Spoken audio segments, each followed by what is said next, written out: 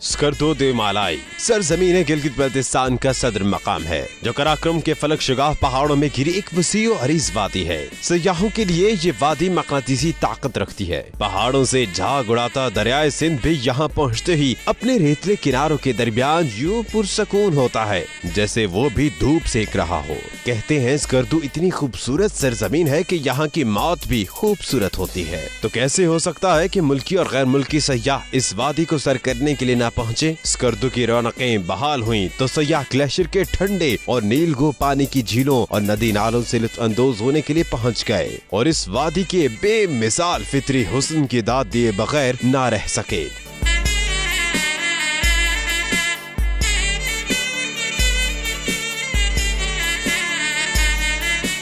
जिला स्कर्दो एक मर्तबा फिर सयाहों का मरकज बन रहा है। कमिश्नर बल्तिस्तान डिवीजन आसिम अयूब का कहना है कि 2 माह के दौरान 36,000 से ज्यादा गैर मुल्की सयाह तफरीक के लिए बल्तिस्तान डिवीजन आ चुके हैं। बल्तिस्तान डिवीजन न सिर्फ अपने कुदरती हुस्न और माहौल के बायस पुरकशिश खित्ता बन चुका है, बल्कि यहाँ की कदीम तहजीब और सकाफत और बूदोबाश भी सयाहों की दिलचस्पी का बायस बन रहा है।